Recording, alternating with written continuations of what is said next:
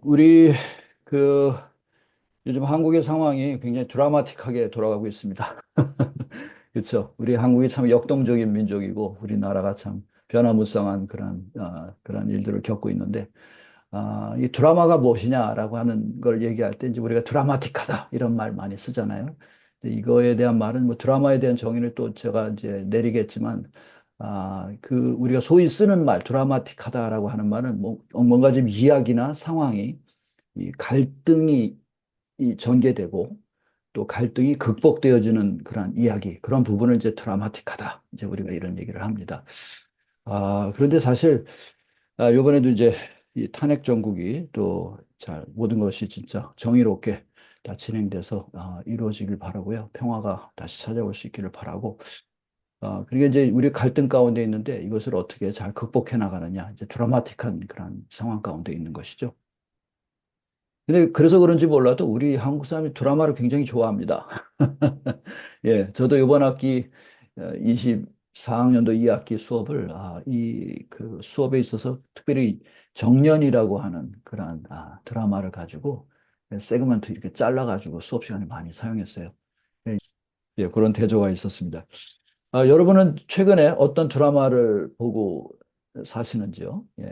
공부 열심히 하시는 분들, 드라마도 보시면서, TV도 보시면서, 그렇게 또 정서도 함양하시면서 하시기 바랍니다. 제가 이렇게 이 정년이 프로그램을 잘 봤고요. 우리뿐만 아니라 북한에서도 본다고 그러죠. 목숨을 걸고 본다고 합니다. 목숨을 걸고. 뭐 걸리면은 처단까지 당하는 그런 입장인데 그 정도로 아주 심각하게 또 즐겁게 즐긴다고 하죠. 그러니까 이 드라마야말로 뭔가 있습니다. 드라마가 도대체 뭐길래 목숨을 걸고서도 이렇게 볼까? 이게 굉장히 중요한 부분이죠. 그렇기 때문에 우리 드라마에 대한 그런 중요성을 우리가 이게 잘 알고 또 우리가 하는 일들한테 적용해 나갈 때 바로 커다란 도움을 얻을 수 있다는 사실입니다. 먼저 드라마가 무엇인가라는 얘기를 할 때요. 우리 이제 드라마라는 말은 이제 그리스어에서 역시 나왔다고 볼 수 있습니다. 드란이라고 하는 말에서 나왔는데 그 뜻은 to do, 그러니까 어떤 행위를 얘기합니다. 뭘 행동으로 옮기는 것을 드라마라고 얘기하는 거죠. 그러니까 우리가 생각하는 드라마라고 하는 그런 그 연극이나 어떤 TV의 작품이나 이런 것들과는 좀 다르게 느껴지죠. 그러니까 뭘 행동으로 옮기냐? 이야기를 행동으로 옮기는 것을 드라마라고 얘기합니다. 이제 그 어원적으로 그렇습니다. 근데 묘하게도 이게 헬라 지역에서만 그 말을 쓰고 있었던 건 아니고요. 고대 히브리어에서도 이 드라마라는 용어가 있었습니다. 그러니까 드로시오라고 하는 말로 뭔가를 행위로 옮긴다. 그러니까 옛날에 이제 성경을 연구할 때, 그렇죠? 이 머리로만 성경을 그 뜻을 그 하나님의 말씀의 뜻을 찾는 것이 아니라 몸을 사용해서 행동으로 그 뜻을 찾으려고 했죠. 그래서 이거를 이제 성경에서는 미드라시라고 하는 전통에 의해서 그걸 찾아가는 전통이 있었어요. 근데 이런 것들이 다 모여져서 이제 현대에는 이제 드라마라는 입장으로 같이 모여지게 되는데 실제로 저희 학교에서 제가 이제 드라마 치료 집단 상담을 했던 모습입니다. 이렇게 수업 시간에 저희들이 이렇게 몸으로 이제 어떤 이야기를 표현하는 방법을 갖습니다. 뭐 때로는 이 몸으로 이야기 표현하는 거는 이제 성경의 이야기를 표현하기도 하고요. 여러분들이 잠잘 때 꿨던 꿈 있죠? 꿈을 또 이렇게 나누면서 누군가의 꿈을 갖다 우리가 선택해서 그 꿈을 모든 사람이 집단의 모든 사람들이 참여해서 그 사람의 꿈의 모습을 표현하는 것이죠. 그래서 이제 누가 저한테 뭐 꿈에 대한 해석을 물어본다면 저는 꿈을 해석하지 않습니다. 우리 드라마 심리 상담하는 사람들은 꿈을 해석하지 않고 어떤 방법을 쓰냐면 꿈을 한번 재현해 보죠. 재현해 보다 보면 꿈에서 꿈이 완성되어집니다. 그래서 그 방법을 통해서 이제 꿈의 의미를 이제 찾아가는 방법을 쓰는데요. 지금 이 장면은 이제 성경을 가지고 했던 장면이고 이게 굉장히 이제 여러 가지 그 삶의 여러 가지 이야기와 그러한 또 해학들 그리고 여러 가지 의미들을 찾아가는 그런 부분이기 때문에 상당히 재미가 있고 또 때로는 눈물을 흘리기도 하고 또 슬픔을 나누기도 하고 또 어려운 점들을 같이 토의해 나가면서 풀어가는 그런 과정도 거치게 됩니다. 여러 가지 이렇게 장면들이 나오죠. 그래서 성경의 이야기를 머리로만 이렇게 듣다가 그죠. 설교 시간에 이렇게 강의나 설교를 통해서 듣기만 하다가 머리가 아닌 몸으로 직접 그 성경 이야기에 들어가서 레아도 돼보고 라헬도 돼보고 야곱도 돼보고 또 거기 또 하나님도 세웁니다. 예수님도 세우고 그래서 이런 모든 것을 이야기 안에 직접 뛰어들어가서 몸으로 성경의 이야기를 한번 자기가 표현할 때 같이 참여해 봄으로 인해서 성경 이야기를 갖다가 이제 더 뚜렷하게 아주 의미 있게 체험해 볼 수 있는 그런 장면이 들어가죠. 이런 걸 가리켜서 이제 저희 비블리오 드라마라고 하는데 드라마 치료 상담의 하나의 방법입니다. 예, 그래서 많은 분들이 이걸 참여하시면 굉장히 좋아해요. 그리고 끝나고 나서 기억에 많이 남고, 예, 그리고 아주 소중한 것을 많이 얻었다라는 간증을 하게 됩니다.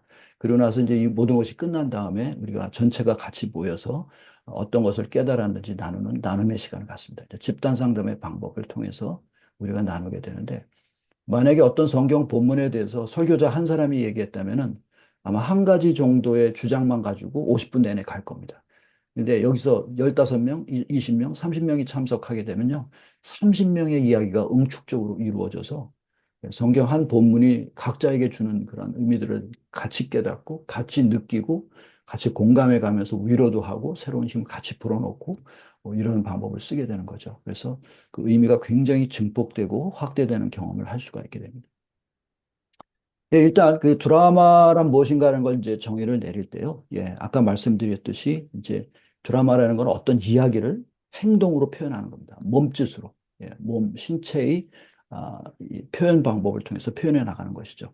그래서 이것을 이제 이렇게 이제 행위를 표현한다고 하는 것은 거의 이제 놀이라고 할 수가 있습니다. 그래서 연극이라는 말의 어원이 원래 예, 이렇게 이야기를 몸으로 표현한다. 이게 뭐 애들은 사실 그렇게 표현하잖아요. 이야기를 놀면서, 소꿉장난하면서, 또 같이 놀면서, 뭐 여러 가지 역할극을 나름대로 자기네들 하면서 그렇게 표현하죠. 그래서 플레이라고 합니다. 그래서 아이들의 놀이와 우리 인간의 놀이와 연극은 사실 같은 맥락을 갖고 있는 것이죠.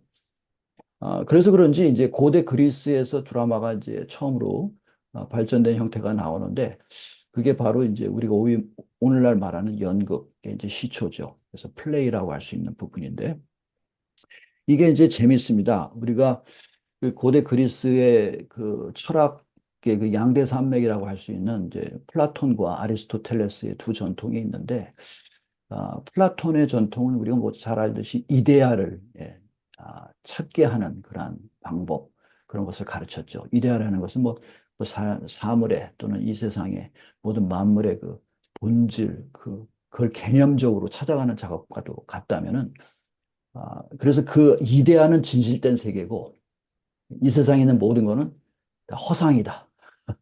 이렇게까지 오늘날 많은 종교에 영향을 많이 미쳤죠. 예, 그래서 기독교도 영향을 받은 건 사실인데 여러분 잘 알듯이 아리스토텔레스는 플라톤의 제자였지만 다른 방법을 쓰게 됩니다.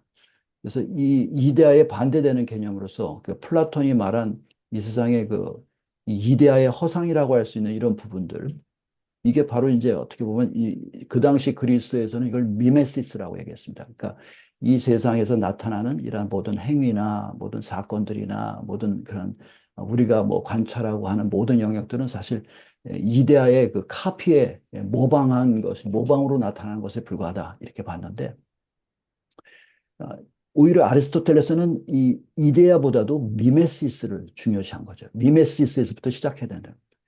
그러니까 미메시스라고 하는 것은 이데아의 사실은 심한 말로 모방이라고 보기보다는 재현이라고 보자는 거죠. 이것이 어떻게 우리 가운데 현현에 나타나는 것인가 이렇게 보자는 것입니다. 그래서 이제 여기 그림에도 여러분 보시다시피 이게 지금 아테나의 그 학당인데 여기 가운데 있는 인물 빨간 이 치마를 두른 사람이 이제 플라톤인데 이 손이 지금 잘 안 보이지만 위를 향하고 있어요. 이데아를 찾으라. 했다면은 이 파란 쪽에 있는 아리스토텔레스 그 젊은 제자는 밑을 가리켜서 나는 이곳에서 진리를 찾겠다. 이렇게 말했던 것을 우리가 보게 되죠. 그래서 저희 드라마 치료에서 제일 많이 쓰는 말 가운데 하나가 이제 재현이라는 말을 씁니다. 재현이라는 거. 이 재현이라고 하는 거는 말은 뭘 재현한다냐면 삶을 재현한다라는 겁니다. 그래서 거기 두 가지 의미가 함축되어 있어요.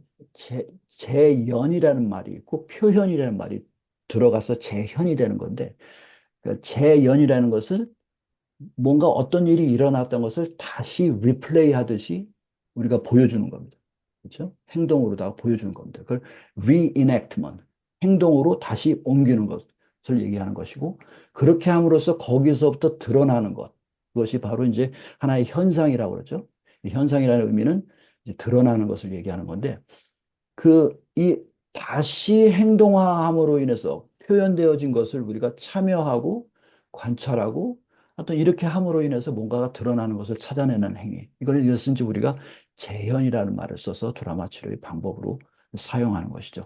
이게 바로 이제 고대 그리스의 미메시스 방법이라고 볼 수 있습니다. 그러니까 우리가 뭔가 진리를 찾아 나갈 때 그걸 머리로만 찾아서 개념적으로만 뒤질 것이 아니라 우리가 몸으로 그것을 재현해 볼 때, 꿈도 우리가 이렇게 표현해 볼 때, 또 그래서 나누어 줄 때, 같이 참여할 때 그 의미가 거기서 더 이렇게 드러나게 되는 것을 본다는 것이죠. 그래서 이런 방법은 미메시스를 통해서, 그러니까 삶을 재현, 그러니까 삶을 나쁘게 보면 모방한다고 볼 수 있지만 사실은 모방이라고 하면 표현함으로 인해서, 몸으로 표현함으로 인해서 거기서 나오는 것들을 체득해가는 그러한 방법이죠. 이것을 미메시스를 사용한 방법이다. 이렇게 볼 수 있습니다. 이게 그러니까 드라마 치료의 아버지는 사실 아리스토텔레스라고 말할 수가 있는 것이죠. 실제로 뭐 아리스토텔레스는 그 시학이라고 하는 그의 이제 책에서 그 미메시스의 방법론을 가진 이 비극에 대해서 굉장히 귀하게 다룹니다. 이게 시학이라고 하는 것이 이제 영어로 말하면 poetics라고 얘기하는데 오늘날 우리가 말하는 시에 대한 학문이겠구나 이렇게 생각하면 안 된다는 거죠. 이게 시는 우리가 말하는 포엠은 그 중에 하나일 뿐입니다. 그래서 이 아리스토텔레스가 말하는 시학이라고 하는 것은 뭐냐면 그 사람이 철학자니까 인간을 지혜로 이끌 수 있는 여러 가지 방법이 있는데, 그렇죠? 그게 바로 이제 철학이죠. 이제 철학이 여러 가지 분야가 있는데, 논리학 같은 것은 우리 언어를 어떻게, 좀 논리적으로, 구조적으로 잘 전달하는 방법. 그래서 그런 부분. 그러니까 어쩌면 언어라고 하는 개념에 그쳐져 있는 그런 부분이었다면 이 사람은 이제 그거에 대조되는 학문으로서 시학을 내놓은 거죠. 논리학도 얘기했지만 아리스토텔레스가 시학이라는 개념을 통해서 그런 말뿐만이 아니라 머리로만 이해되는 그런 부분 그런 걸 넘어서서 우리 삶 전체를 표현할 수 있는 방법을 통해서 인간 삶에 대한 지혜를 찾는 그런 방법을 얘기했습니다. 시학. 그러니까 거기에는 주로 이제 문학도 들어가고 이제 예술도 들어가고 음악도 들어가고 뭐 이렇게 되겠죠. 그러니까 삶을 표현할 수 있는 방법이라면 모든 것을 다 거기에 곁들여서 들어가게 했던 것입니다. 근데 그 중에서 시학에서 아리스토텔레스가 제일 중요하게 여겼던 것이 두 가지가 있는데 하나가 바로 뭐냐면 에픽이라고 하는 겁니다. 에픽이라고 하는 그런 서사라고 하는 것이 있고 또 그다음에 또 한 가지가 이제 드라마입니다. 그 당시에는 드라마를 이제 트레저디, 비극이라고 얘기했거든요. 그 에픽이라고 하는 건 뭐냐면 이제 서사는 한마디로 말하면 스토리텔링이죠. 이야기를 통해서 누군가에게 뭔가를 전달하는 것. 이야기를 통해서 삶의 지혜를 나누는 것. 이런 걸 이제 스토리텔링이라고 했는데 애리스토텔레스는 이 에픽보다 드라마가 더 중요한 거로 봤어요. 그러니까 에픽은 왜 중요하면서도 드라마보다 못하냐면은 이 에픽이 전달하는 것은 결국 스토리텔러한테 달려 있다는 겁니다. 스토리텔러가 어떻게 말하느냐, 기술이 있느냐, 목소리가 어떠냐, 이거에 따라서 잘 전달될 수 있고 못할 수도 있다는 얘기거든요. 그리고 결국 그 말에 의존한 정도밖에 안 되니까 그 영향력이 굉장히 적다고 봤어요.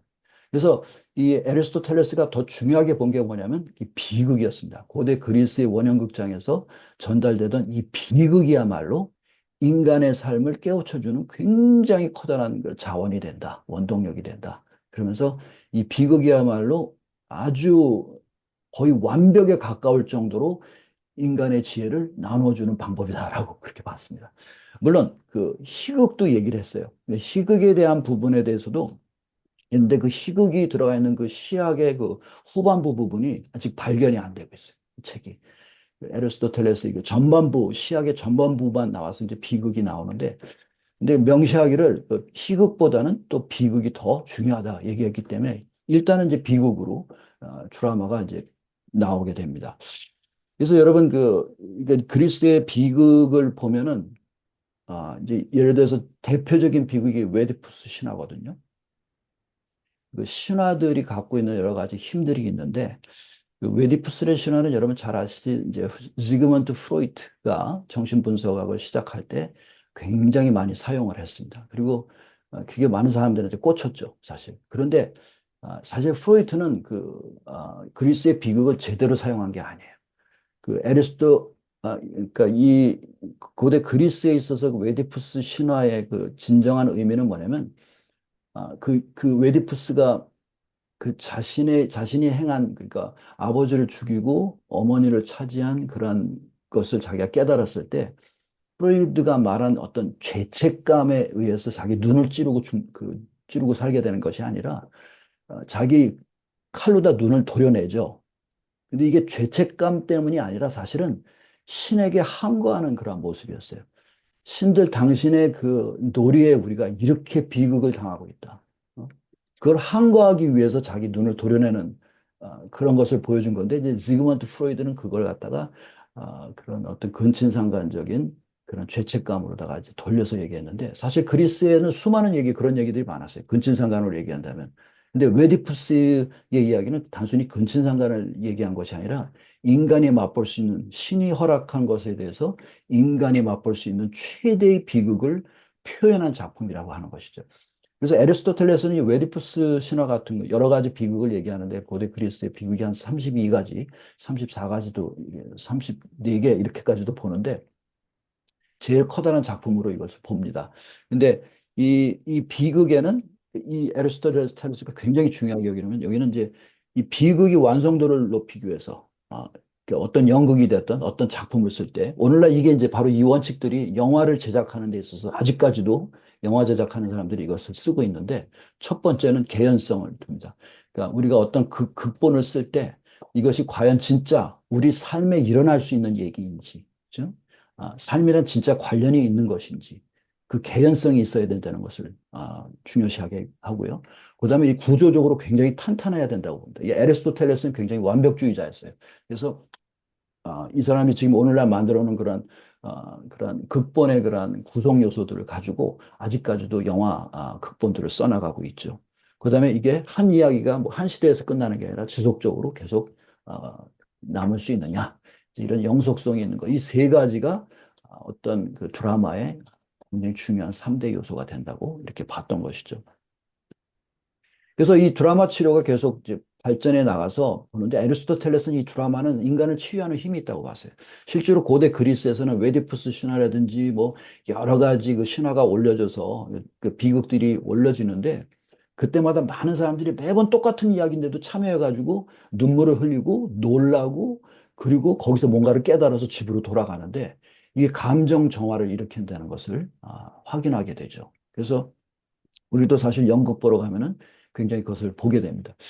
근데 이제 오늘날의 드라마 치료, 이제 좀 이따 더 얘기하게 될 사람이, 이제 대표적인 사람이 야콥 모레노라고 하는, 그런 사람인데, 초기에는 이제 정신분석 서클에 들어왔다가 뛰쳐나가서 이제 집단 상담 운동을 일으켰던 사람인데, 이 야콥 모레노는 이제 아리스토텔레스의 반기를 들게 됩니다. 그 과정은 또 여러 가지 연극의 역사가 있지만, 이게 모레노라고 하는 사람은 입장에서 이 드라마가 사람에게 감정 정화를 일으키고 새로운 깨달음을 주는 것은 사실인데 이게 결국은 뭐냐면 아무리 공감을 하고 아무리 눈물이 나고 아무리 새로운 깨달음을 깨닫는다 하더라도 이건 결국 남의 이야기에 대해서 내가 갖는 깨달음과 남의 이야기에서 깨닫는 공감에 불과하다는 거예요. 그래서 모레노는 이것이 진정한 치료가 되기 위해서는 남의 이야기, 그냥 어떤 극본에 나와 있는 이야기에서 그쳐서는 안 되고 사실은 그 극본은 내 이야기로 바뀌어야 된다는 겁니다. 내 이야기가 무대 위에 올라가야 된다는 것을 강조하게 되는 것이죠. 그래서 이제 드라마 치료가 이제 그 지점까지 발전하게 되는데 그 사이에 있었던 인물들, 이제 중요한 인물을 하나 더 본다면 러시아의 이제 그런 이제 그 연극 아버지라고 할 수 있는 사실은 연극 전공하는 분들은 다 이 사람을 뭐 러시아뿐만 아니라 굉장히 중요하게 여기는 연극 배우이자 감독인데 콘스탄틴 스타니슬랍스키라고 하는 이분입니다. 이분이 이제 주장한 부분이 있는데 이분이 뭘 주장했냐면 그러니까 아리스토텔레스는 뭘 주장했냐면 극본이 완벽해야 된다고 주장했어요. 극본만 완벽하면 인간 변화가 있을 것처럼 얘기를 했어요. 그러니까 고대 그리스의 신화들처럼 완벽한 극본이 만들어지면 누구든지 그걸 보고 사람이 감동받는다, 치료받는다 이렇게 얘기했다면 스타니슬랍스키는 뭘 얘기하냐면 극본도 중요하지만 더 중요한 거는 연극 배우다 이걸 주장한 거예요. 그래서 연극 배우가 아무리 극본이 중요해도 그냥 뭐 대충대충 연기하고 아무것도 아닌 것처럼 연기하고 뭐 진실되게 연기하지 않으면은 이게 전달이 안 된다는 거죠. 우리가 봐도 상식적인 맞는 말인데 그 당시까지만 해도 스타니슬랍스키 이전에는 이 극본이 더 중요했어요. 근데 스타니슬랍스키에 이르러서는 이 배우가 그걸 아주 진실되게 몰입해서 그래서 햄릿 그 자체가 돼서 이걸 보여줘야 된다. 로미오와 줄리엣이 자체가 돼서 보여줘야 된다는 거예요. 근데 사실 이게 모레노에트도 영향을 줍니다. 아까 말씀드렸듯이 극본이 어떻게 남의 극본이 나한테 어떻게 중요하냐? 내 얘기가 올라가야 되고 내가 진실되게 몰입돼야 된다. 이렇게 봤던 건데 내가 진실된 배우가 돼야 되는 거예요. 내 이야기의 주인공이 돼야 되는 것이죠. 이게 연극 배우의 중요성을 얘기한 사람이 스타니슬랍스키였다면은 그걸 이제 그걸 모레노가 또 가져오게 된 거죠. 근데 문제가 있어요. 스타니슬랍스키의 그 입장에서 이게 연극 배우들이 이제 많이 배출되게 됐는데 문제는 뭐냐면 이제 극본도 아리스토텔레스 말 맞다나 완벽해요. 그리고 스타니슬랍스키 말 맞다나 아주 배우가 대단해. 그래서 극본을 완전히 소화해서 그걸 보여줘요. 근데 문제가 뭐냐면 이 배우들이 연극이 끝난 다음에 이 스타니슬랍스키의 이론에 너무 진실되게 들어갔던 완전 몰입해서 그 연기했던 배우가 그걸 헤어나오질 못하는 거예요. 로미오에 빠지고 햄릿에 빠지고 그 삶이 연결돼서 나오. 그러니까 이게 그 안에 진실되게 들어가는 건 좋은데 자기 삶은 뭐냐 이거죠. 예. 배우의 삶은 뭐냐. 실제로 제가 지금 여기 보여드린 장면 가운데 여기 연극 배우 이 사람 생각나세요? 예. 이름은 제가 정확하게 모르겠는데 이분이 그 굉장히 드라마 연기 참 잘한 사람입니다. 아주 대단한 분인데 이분이 악역을 많이 맡았죠. 그리고 특별히 이분이 그러다가 이 사람이 이제 무당이 됐습니다. 무당. 무속인이 되죠. 지금도 가끔 TV에 나와요. 이제 자기의 신기가 내려가지고 그걸 극복하지 못한 케이스입니다. 그러니까 많이 연극한 사람들 중에 이게 연극병을 앓고 있는 사람들이 꽤 있습니다. 배우들 중에. 이거는 이제 극본의 배우가 진실되게 되는 것도 중요한데 거기에 이제 모입해 들어갔을 때 이건 자기 이야기도 아닌데 거기 빨려 들어가 있는 상태. 이런 입장이 되는 거죠.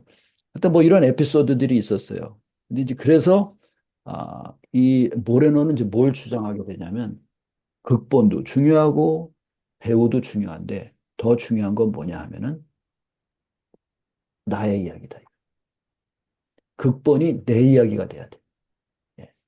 그 햄릿의 이야기 뭐 이런 거 가지고 우리가 어떻게 되겠냐 이거죠. 내 이야기가 무대에 올라가는 것이 더 중요하다. 그리고 그 이야기를 내가 배우가 돼서 올라갈 때 가장 진솔하게 표현할 수 있다라는 것을 얘기하는 거죠. 그러니까 그런 이 무대 안에 올라갈 수 있는 그런 극본과 배역들이 이제 이렇게 보통 사람으로 이제 정착하게 되는 그런 운동이 벌어진 것이죠. 그래서 이제 드라마 치료가 이제 발전하게 되는 것은 이제 1920년대 중반기 또 1930년대 이렇게 됩니다. 어스트리아 빈에서 말씀드린 야콥 모레노라고 하는 사람이 이제 자기 나름대로의 어떤 극장을 만들어요. 예. 근데 이게 어떤 극장을 처음 만들었냐면 The Living Newspaper이라고 하는 무대를 만듭니다. 그래서 아니요, 죄송합니다. 살아있는 신문 극장입니다. 그러니까 이건 뭐냐면 이게 비엔나에서 그 요번 주간에 일어났던 일들 있잖아요. 그걸 신문에 나와 있는 이야기를 골라가지고 거기에 이제 소속된 배우들이 올라가서 그걸 연기를 하는 거예요. 그러니까 지금 상황에서 한국을 얘기한다면 비상계엄이라든지 국회 이렇게 그 군인들이 침입했던 거 이런 상황들 이게 우리 지금 한국 현일의 지금 요번 주간에 최대의 뉴스지 않습니까? 그리고 탄핵 이런 부분들이잖아요. 이 지금 현재 가장 우리에게 이슈가 되고 있는 것을 갖다가 매주 이 무대에 올리는 방법을 사용했어요. 그러니까 극본을 꼭 유명하다고 해서 햄릿을 갖다 놓는 것이 아니라 로미오와 줄리엣을 갖다 놓는 것이 아니라 우리들의 이야기를 올리는 작업을 먼저 시작한 거죠. 그래서 이것을 상당히 반향을 일으켰습니다. 이렇게 하는데 지금 이걸 하면서 어떤 일이 일어났었냐면 그 당시에 이거에 있어서 이제 어떤 전문 배우들을 좀 사용했어요. 그러니까 어떤 이야기든지 소화해서 지금 올릴 수 있는 배우들을 좀 사용했는데 그중에 바바라고 하는 여성이 있었습니다. 바바라고 하는 여성이 있었는데 이분이 항상 했던 역할이 뭐냐면 아주 고상한 마리아 역할, 성녀의 역할이었어요.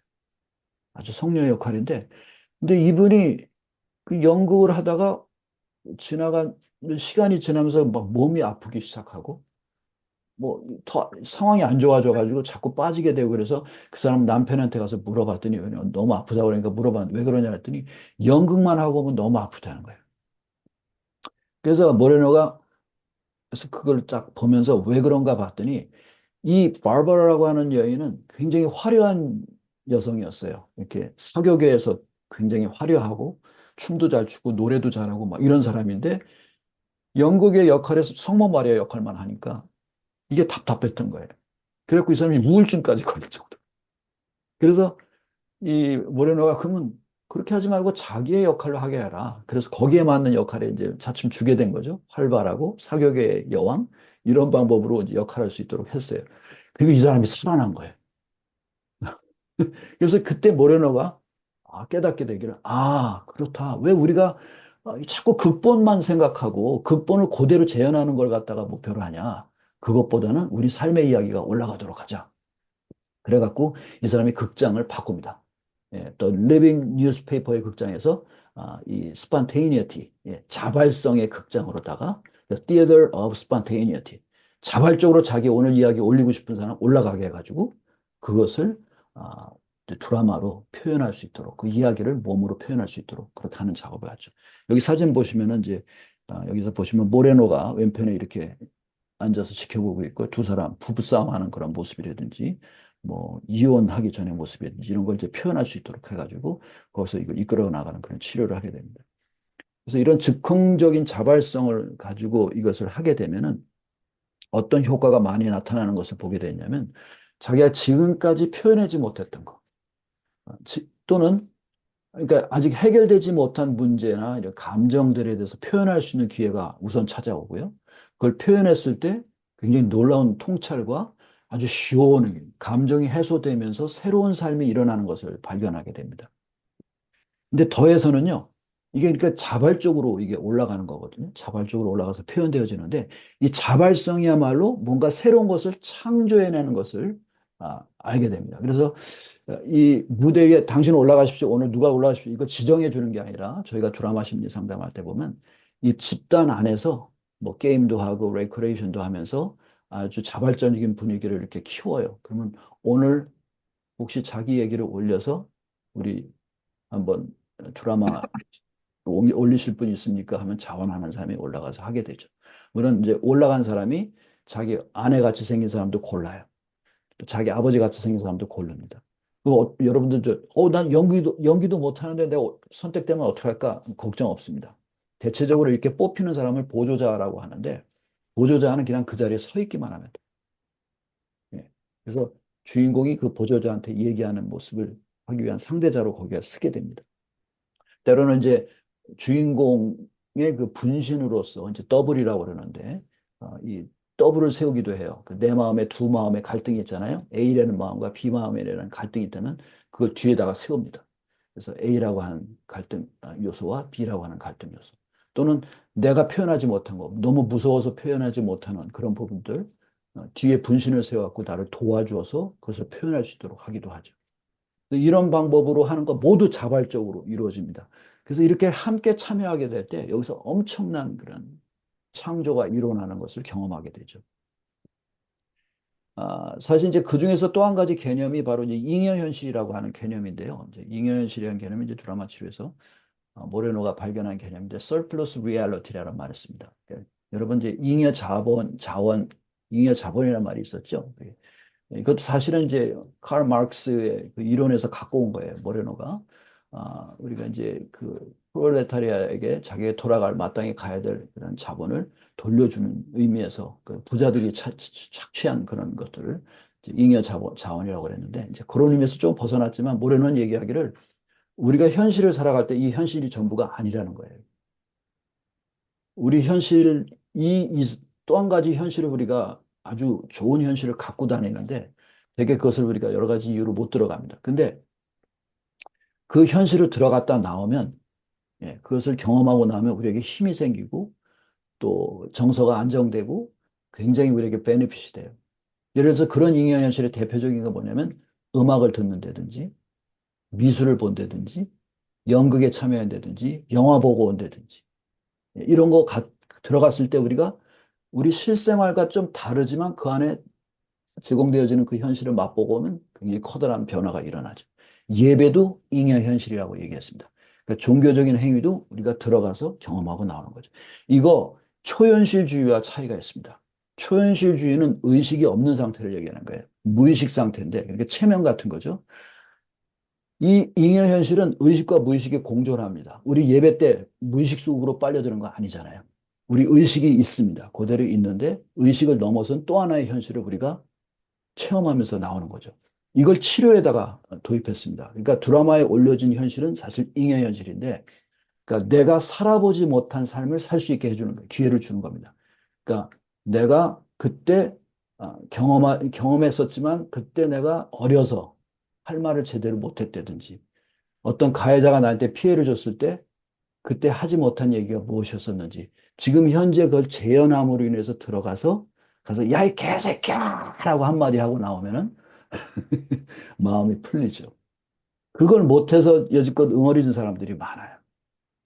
그러니까 이 잉여현실이라고 하는 건 내가 지금까지 살아보지 못한 삶을 지금 현재 여기서 살아볼 수 있도록 제공하는 겁니다. 물론 안전하게. 그래서 트라우마 같은 것을 고치는데 치료하는 데서 굉장히 커다란 자원이 되죠. 대부분의 사람들은 트라우마를 다시 들어가고 싶어 하지 않습니다. 그렇지만 우리가 드라마 심리 상담을 하다 보면 이 자발성을 높이게 되고 그래서 그 사람을 갖다 초대하게 되면요. 그 안에 들어가게 되는데 이 안전장치를 느껴요. 안정감을 느낍니다. 치료자와 모든 동료들, 그러니까 안전한 것을 느끼면서 그걸 재현을 합니다. 나를 폭행했던 사람, 또 나한테 어떤 사고를 쳤던 사람, 나에게 힘들게 했던 그런 상황들에 대해서 전쟁이 됐든 뭐가 됐든 그걸 갖다 다시 미메시스, 재현하게 될 때 들어가서 내가 그때 너무 어려서, 그때 너무 힘이 없어서, 지혜가 부족해서 할 수 없었던 것을 거기서 행하게 되는 거죠. 그래서 이런 새로운 현실을 경험하게 함으로 인해서 새로운 창의성을 이제 갖게 됩니다. 지금 현재 여기 이 화면에 나와 있는 건 뭐냐면 요즘 이제 가상현실에 대한 발전이 굉장히 크잖아요. 그래서 요즘 어느 정도까지 발전해 여러분 TV에서 많이 봤을 겁니다. 돌아가신 분들 이렇게 그 가상현실로 다 그 비디오를 갖다가 볼 수 있도록 해놓으면은 그 돌아가신 분이 나와서 말을 해요. 근데 이 케이스는 뭐냐면 어떤 엄마가 자기 어떤 사고로 인해서 잃어버린 딸, 예, 그 세상을 떠난 딸에 대해서 늘 안타까운 마음과 아픈 마음이 있었는데 TV에 나왔던 거죠. 이것은 이제 이 비디오를 이 카메라를 갖다 눈에 붙이고 그 안을 보니까 이 딸이 나타나는 거예요. 그렇죠? 이거 굉장히 충격적인 거예요. 이건 굉장히 트라우마이기 때문에 들어가기 쉽지 않은 건데 들어갑니다. 근데 거기 들어가서 눈물을 흘리면서 그 딸한테 하지 못했던 얘기도 하고 또 나눔도 갔습니다. 이게 짧게 한 딱 10분의 시간인데 이걸 하고 돌아오면은 굉장히 놀라운 일이 벌어지는 거예요. 그래서 대부분의 사람들은 그 과거에 아쉬웠던 일들이 있습니다. 내가 이루지 못했다든지 완성하지 못했다든지 표현하지 못했다든지 이런 아쉬움 속에 살지 않습니까?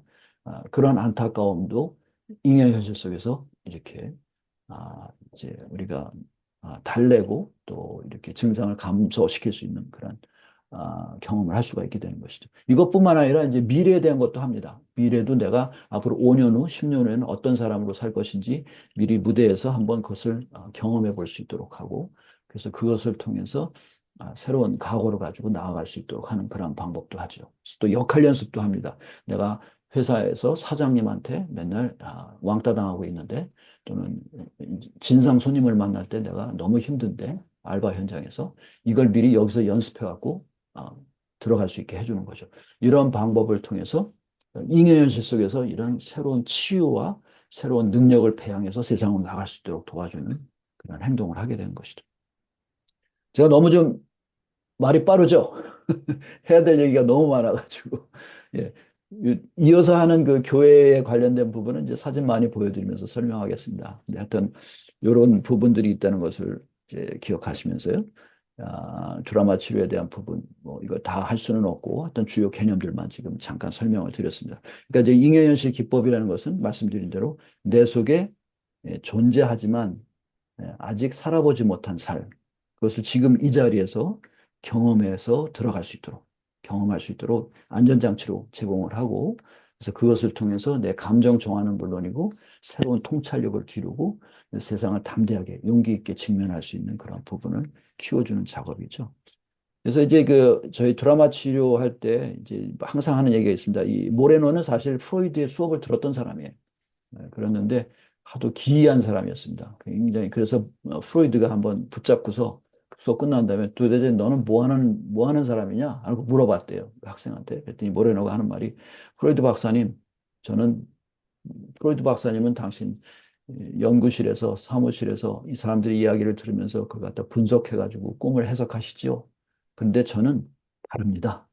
저는 당신이 멈춘 곳에서 새로운 일을 시작하는 사람입니다. 그 깜짝 놀랐어, 프로이트가. 내가 어디서 멈추는데? 그랬더니 당신은 그렇게 해석하다 끝나지만 저는 사람들로 하여금 꿈을 해석하지 않고 사람들로 하여금 꿈을 다시 꿀 수 있는 용기를 줍니다. 그죠? 그래서 그 꿈을 뭐 그것이 사무실이 아니라 무슨 어떤 기관이 됐던 어떤 뭐 마을 사람들이 모여 있는 곳이라면 어느 곳에든지 간에 함께 어우러져서 그것을 표현하고 그래서 새로운 것을 경험할 수 있도록 도와주고 그 가운데 이게 드라마가 이루어짐으로 인해서 새로운 것을 창조해낼 수 있는 것을 자기가 목표로 한다. 이런 말을 한 적이 있습니다. 그래서 이제 오늘날 정신분석과는 상당히 이제 다른 분야로 가는데 이 집단 상담의 방법으로 가게 되는 거죠. 정신분석이라는 것은 이제 한 사람 만나가지고 그 사람의 심층적인 그런 부분을 들어간다고 한다면 모레노는 이렇게 집단 구성원들 보통 한 8명 이상인 한 30명 사이 정도로 합니다. 여기서 모여가지고 그 안에서 오늘의 이야기를 올리고 그 드라마를 통해서 표현하게 되고 또 참가자들이 다 같이 참가자들이 가만히 의자 앉아서 보는 게 아니에요. 예.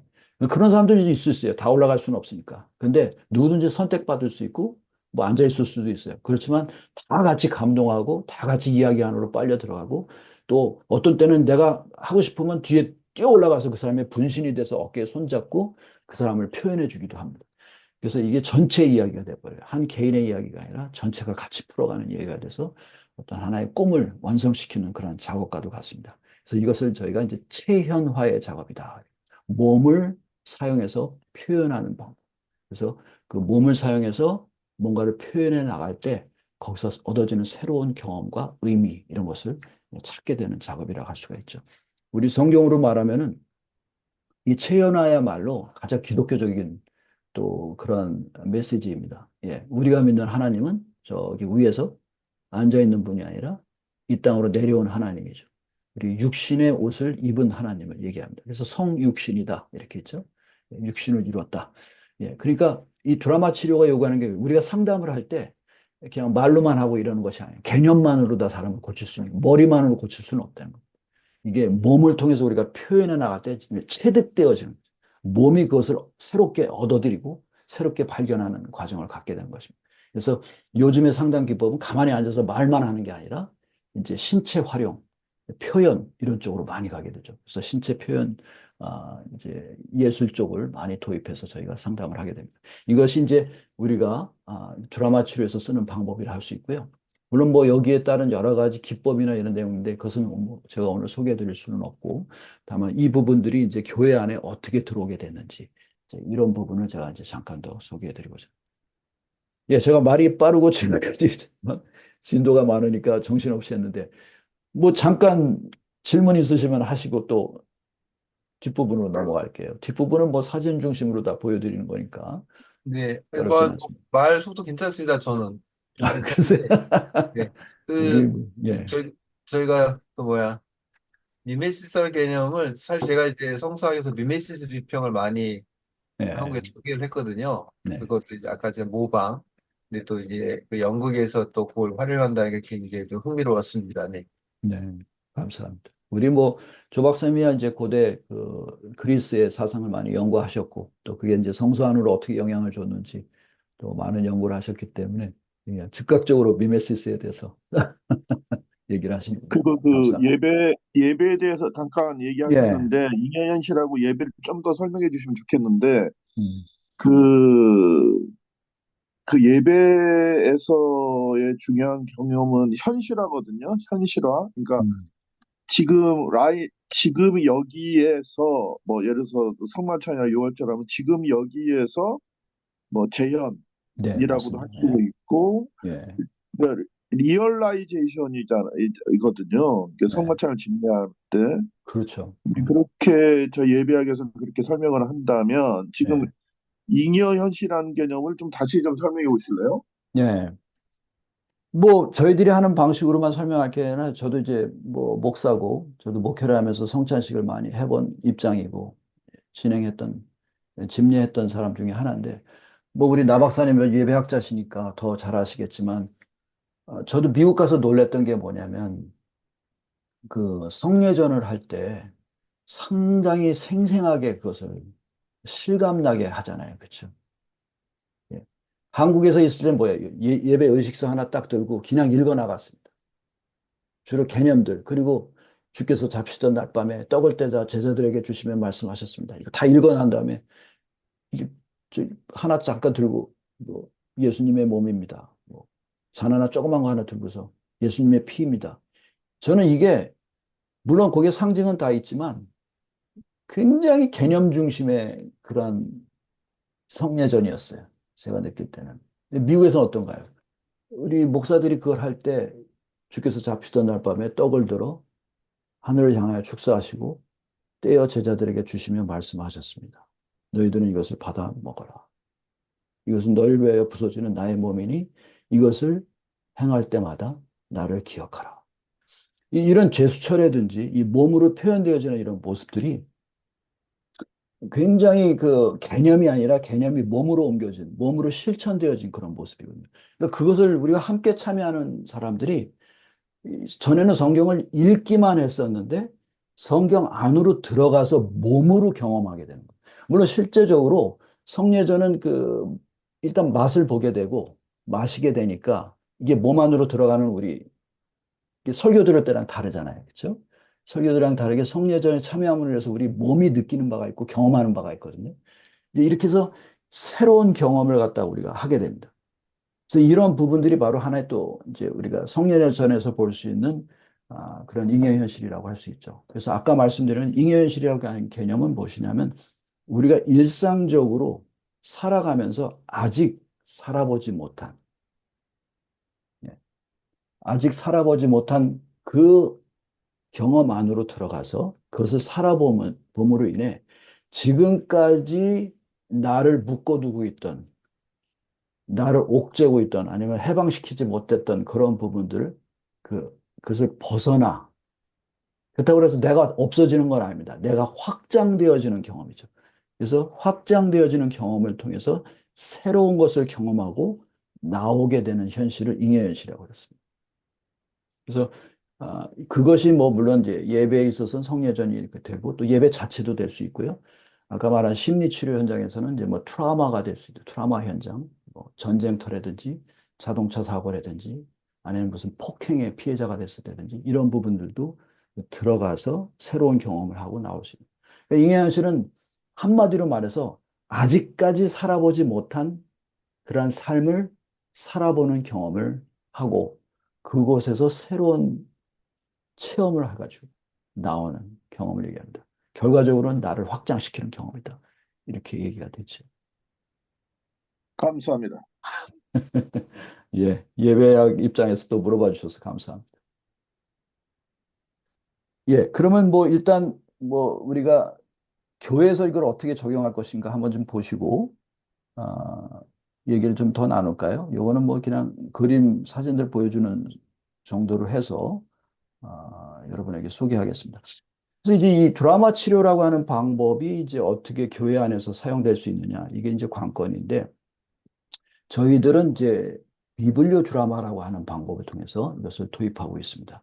이 비블리오 드라마는 이제 1960년대 독일에서 시작된 그 새로운 유형의 성경 교수법이었습니다. 성경을 새롭게 가르치는 방법 또는 성경을 새롭게 체험하는 방법 이런 것이었는데 과거의 성경 교수법이 굉장히 주입식이죠. 강의식이고 그러니까 한 사람이 일반 대중을 통해서 뭔가 깨달은 것을 자기가 가르쳐 주는 방식으로 해왔다면 이 비블리오 드라마 운동은 모든 사람들이 성경 이야기 안에 뛰어 들어가서 전체가 다 깨닫게 되는 방식을 그렇게 취하기를 원했던 것이죠. 그래서 이제 비블리오 드라마는 이제 성경의 이제 이야기에 들어가서 그것을 함께 표현해 보는 그런 과정을 갖게 되는데요. 여기 보시다시피 이건 제가 이제 시카고에서 목사님들 집회를 했던 부분입니다. 이렇게 아주 신이 나서 이렇게 게임도 하잖아요. 이제 웜업의 과정이라는 게 있습니다. 그 신체가 풀려야지 표현이 될 수 있으니까 재밌는 레크레이션이 들어가고요. 물론 이것도 다 사이코 드라마에서도 하는 방법이고요. 그 다음에 이제 성경 이야기로 이렇게 들어가서 수로보니게 여인에서 이게 지금 이 빨간색 마을하는 사람은 아, 개가 된 거예요. 그래서 개한테 주는 법이 없다. 빵 쪼가리를 주는 법이 없다. 예수님이 그런 얘기 했잖아요. 그래서 그 얘기를 개가 들어요. 개가 돼서 듣습니다. 그래서 개가 돼서 어떤 기분인지 그런 얘기도 이제 우리가 경험해 보게 되고 또 이렇게 예수님의 승천 장면에 대한 부분을 뭐 경험해 보는 이런 일도 있었습니다. 그래서 이제 이 드라마 치유라고 하는 것을 이렇게 굉장히 왜 필요하냐? 우리 한국의 지금 교회 현실이 이렇게 죽어가고 있습니다. 여기는 새로운 게 없어요. 근데 너무 구태의연한 옛날 방식의 그런 방법을 가지고는 안 되지 않느냐. 예. 이제 우리 이제 긍정심리학이라고 하는 분야에서 이제 얘기하는 게 여기 지금 마르틴 셀리그만이라고 하는 학자가 있는데 그 가장 중요하게 여기는 건 뭐냐면 그 인게이지먼이라는 말을 쓰거든요. 우리 교회가 세상에 이게 인게이지 돼야 된다. 연계되어야 된다. 뭔가 좀 이게 맞물림이 돼야 되는데 이 맞물림을 잃어버린 상태예요. 지금 현재 우리 한국의 교육이라든지 설교라든지 뭐 여러 가지 방법들, 심지어 예배조차도 과연 교인들의 삶과 이렇게 맞물림이 되고 있느냐? 여러분 이제 우리 한국 교회가 지금까지는 맞물림으로 가지고 이게 맞물림이 됐다는 건 사회 호소력이 있다는 거거든요. 사회 메시지가 전달되고 있었다는 얘기예요. 사회를 이끌어 나가는 힘이 있었습니다. 지금 이게 우리나라의 역사에서 민족운동, 독립운동 다 교회가 했었고, 민주화운동도 교회가 했었고, 통일운동도 다 교회가 했었고, 예, 어머니의 기도하는 모습, 이런 부분들, 뭐, 전도도 그렇고, 그렇습니다. 근데 이런 게 굉장히 지금 많이 지금 문제가 되고 있죠. 이런 건 다 상실해버리고 교회하면 욕만 바가지로 먹는 그런 현실이 되고 있습니다. 이런 뭐 세습 문제라든지 막 이렇게 여러 가지가 있는데 과연 우리가 교회가 지금 맞물림을 하고 있느냐? 예, 여기도 지금 재밌는 건 여기 지금 주일학교 교육 돈만 공부인데 예, 메시지가 그래. 너 천국 갈래? 지옥 갈래? 그런 식의 메시지예요. 그렇죠? 그럼 애들은 그걸 어떻게 받아들여요? 어디가 커트라인이 낮은데요? 이렇게 물어볼 정도입니다. 그러니까 애들의 컨텍스트를 모르고 전도하는 그런 입장이죠. 저희 목회 상담의 아버지였던 우리 CTS의 교수님이었던 시카고 세미나리 그 앤턴 보이즌 아시죠, 여러분? 보이즌 홀이 있었잖아요. 기억나시죠? 그 앤턴 보이즌이 뭐라고 얘기했냐면 현대 목사들은 구원을 외치지만 사람들로 하여금 무엇으로부터 구원을 받는 거에 대해 구원이 필요한지는 얘기해 주지 않고 있다. 이런 얘기를 했습니다. 오늘날 한국의 현실이 아닌가 본데. 그래서 이렇게 많은 메시지가 있지만 이렇게 방황하는 아이들도 있고 아기들도 있고요. 우리 이게 뇌에 대한 부분에 있어서도 우리가 고려하지 못한 한쪽으로 치우쳐진 설교들 이런 분야가 있습니다. 근데 사회 변화를 이렇게 놓고 볼 때 뭐 여러분 나중에 한번 더 자세히 보십시오. 오늘날의 사회는 한 사람의 어떤 지식과 전문 분야에 의해서 모든 사람들이 이끌어가는 시대는 지나갔습니다. 교회가 한 사람의 지도자의 강의를 듣고 설교를 듣고 변화가 되는 것도 어렵다는 거예요. 오늘날 교회가 진짜 필요한 것은 무엇이냐면 교회 안에 있는 모든 회중들이 같이 참여해서 만들어낼 수 있는 일이 필요합니다. 저는 이것을 위해서 진짜 필요한 게 뭐냐면 교회 안에 놀이라고 보거든요.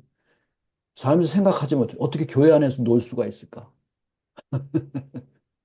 근데 진짜 놀이가 필요합니다. 저는 상담을 하면 할수록 깨닫는 게 뭐냐면 놀이를 모르는 사람이 문제가 되고 아프게 돼. 우울증의 반대는 놀이입니다. 우울증을 고칠 수 있는 방법은 놀이밖에 없어요. 교회 안에 요즘 정신병자가 우글우글합니다. 실제로. 왜냐하면 제대로 된 정신 가진 사람은 교회에 나올 수가 없어요. 좀 이상하게 들리죠. 주로 자기가 없거나 아니면 남의 말에 대해서 무조건 순종하고 자기가 자기 주장하지 못하는 사람만 교회에 남을 수밖에 없는 현실. 뭔 얘기하면 저 사람 이제 버릇없다고 그래가지고 막 찍히고 그러니까. 그래서 더 교회 안에 아픈 사람들이 많아요. 근데 그 사람들을 도울 수 있는 방법, 최대의 방법은 뭐냐면 사실 놀이예요. 그래서 저는 많은 목사님들한테 당장 교회 당구대부터 놓으십시오라는 얘기를 합니다. 그럼 젊은이들이 돌아옵니다. 교회 안에서 당구치기 하십시오. 하여튼 그렇습니다. 문제는 또 교회가 좌뇌만 사용하는 이런 입장이에요. 너무 글자가 난무해요. 화장실에도 이렇게 성경 구절 갖다 붙여놓는 거, 저 별로 안 좋더라고요. 예. 교회 안에는 또 이미지가 있어야 되는데, 좌뇌를 사용한 글자만 난무해요. 그리고 이 재미가 없어요. 교회가 삶이랑 연관되지 않는 메시지들. 예. 그런 것이 전포될 때가 너무 많죠. 근데 사람들, 우리 젊은이들은 바뀌어 있거든요. 옛날 방법으로는 안 된다는 거죠. 이렇게 세대 차이가 납니다. 이런 입장에서 우리가 볼 때, 이런 많은 부분들 우리가 어떻게 교회 안에 들어가야 될까? 저는 비블리오 드라마야말로 굉장히 좋은 방법이고, 우리가 지금 도입해야 될 방법으로 보는데, 우선 우리가 교회 안에서 특별 프로그램을 만들면 교인들한테 레크레이션 타입의 많은 즐거움, 그리고 집단 운동, 인간관계 훈련을 시켜드릴 수가 있어요. 이 비블리오 드라마만 하게 돼도 굉장히 커다란 인간관계 개선 훈련이 됩니다. 이런 내용들, 이제 이게 다 비블리오 드라마에 이제 들어가 있는 부분들이죠. 그래서 이 비블리오 드라마를 통해서 공동체 훈련도 되고요. 그다음에 이제 성경 안으로 들어가서 그것을 체험하는 그런 장면입니다. 여기 지금 보시면 이 첫 번째 장면은 뭐냐면 그 잃어버린 드라크마 비유를 우리가 참여한 거예요. 어떤 한 여인이 드라크마를 다 잃어버렸잖아요. 그래서 찾아다녔는데 그 이 자기가 잃어버린 드라크마가 돼가지고 그 심정이 어떤지, 내가 잃어버린 상태가 어떤지. 그래서 제가 이렇게 하나씩 들어가서 이 사람들한테 인터뷰를 했었던 일이 있어요. 그랬더니 별 희한한 얘기들이 다 나오더라고요. 예. 그리고 나중에 이제 어, 살며시 이렇게 들고서 자기 주인의 모습을 바라보게 합니다. 예, 주인이 저쪽에서 헤매고 있어. 자기를 찾는데 못 찾아. 그 심정이 또 어떤지 또 이렇게 인터뷰도 해보죠. 그러니까 많은 분들이 이거 하고 나와서나 깨닫기를, 성경이 나에 대해서 얘기했었다고. 내가 바로 잃어버린 드라크마였었다고. 그런 얘기를 하는 것을 경험해 볼 수 있었어요. 요거는 이제 잃어버린 이제 그 수로보니게 여인 그런 부분인데, 요 강아지가 이렇게 떨어진 빵 부스러기를 갖다 주워 먹는 그런 장면도 있었고요. 요거는 이제 그 제가 벌티모어에서 목사님들 대상으로 불뱀 사건, 불뱀에 물린 사람들이 모세한테 막 항거할 때, 여기 이제 뱀에 물린 사람들이거든요, 이 사람들이. 모세한테 항거하는 거죠. 모세 분신이 와서 옆에서 이제 딱 붙었습니다. 그 이야기를 듣고 어떻게 느꼈는지. 그래서 나중에 하나님과 독대하기도 하고요. 그다음에 이렇게 노수로 만든 십자가인지 거기다가 노뱀으로 만든 그런 장대 위에다가 자기 아픔을 다 올려놓는 그런 장면들. 그래서 이렇게 성경의 이야기를 이렇게 참여하는 그런 부분이 있습니다. 그냥 성경의 이야기를 놀이의 방식으로 참여하게 돼요. 그래서 새로운 걸 많이 깨닫게 되죠. 그래서 이거는 이제 성경을 과거에 이제 설교나 강연처럼 머리로다가 전달하는 게 아니라 이제 몸으로 활용해서 신체를 활용해서 체험하고 표현하고 하는 그런 부분입니다. 진행 단계들이 이렇습니다. 웜업 단계라고 해서 우리 신체가 활성화될 수 있도록 레크레이션이나 어떤 몸의 제스처나 뭐든 이런 간단한 이제 뭐 신체 움직임들 재미난 것으로 들어가고요. 그다음에 이제 본문으로 들어가는 부분이 있는데 그 전에 이제 뭐 저희가 소시오메트리라고 그래가지고 집단 내에 그 사회성이 어떻게 돼 있는지 그걸 갖다 측정하는 그런 방법이 있어요. 사회 측정학이라고 그러는데 집단 내 응집력이 어떻게 되는지를 갖다가 측정하는 겁니다. 이것만 우리가 해도 굉장히 많은 발전을 이룰 수가 있어요. 교회나 뭐 어떤 사회단체 이런 경우에. 근데 아주 재미있습니다. 놀이의 방식으로 그걸 하게 되는데 뭐 예를 들어서 지금까지 이제 어, 어, 예를 들어서 지금까지 인생을 살면서 제일 힘들었던 나이, 그렇죠? 그 나이별로 서보게 한다든지. 그럼 사람들이 막 가서 서요. 그리고 또 거기에 따른 이야기가 다 나오죠. 왜 힘들었었는지, 그때 나 어떻게 행동했었는지, 지금 생각하면 어떻게 살고 싶은지, 이런 얘기를 많이 나누게 됩니다. 그리고 또 뭐 어떤 경우에는 제가 이제 부부싸움 세미나, 그다음 지금까지 부부싸움 한 숫자대로 서보기. 이런 방법도 취합니다. 그러면 그 집단에 각자 다양한 부분들이 있는데 다 모여가지고 그런 형태로 구성되어져서 집단의 그런 응집력을 나누는. 이것도 다 모레노가 이제 가르쳐 준 방법들입니다. 사실은요. 그래서 사회, 어떤 집단이든 그 안에 흐르고 있는 그런 에너지를 측정해서 그것이 어떻게 이렇게 응집력을 갖출 수 있는지를 차츰차츰 더 개선시켜 나가는 작업을 합니다. 이 작업을 우리가 대부분 해요. 성경 드라마로 들어가기 전에. 그렇게 함으로 인해서 어떤 성경 이야기든지 그 뛰어들어가서 표현할 수 있는 방법을 갖게 하는 것이죠. 그래서 그걸 행위화하고 또 행위하는데 그 갈등이 있습니다. 아까 말씀드린 대로 드라마라는 거는 갈등이 부딪혀지는 거거든요. 그래서 지금 같은 상황에서는 뭐 국민의 짐 당과 민주당 이렇게 붙었다고 친다면요. 이 싸움을 시켜요, 사실 실제로. 그러다 어느 순간에 격렬하게 싸움을 할 때 역할을 딱 바꿔버려요. 국민의 짐이 민주당이 되고 민주당이 국민의 짐이 되고. 그래서 얘기하기. 아버지와 아들의 갈등, 남편과 아내의 갈등, 아브람과 이삭의 갈등. 예. 뭐 이런 얘기들도 이제 그런 방법을 통해서 역할을 서로 이해할 수 있는 것이죠. 그래서 역할을 벗고 나오죠. 아까 어떤 사람이 무당이 된 거 있죠? 이거는 그 역할에 너무 몰입돼서 그랬습니다. 그래서 역할을 벗고 나와서 이제 그 다음에 토론합니다. 성경 안에 들어갔을 때 어떤 경험이 있었는지 나눔의 시간을 갖죠.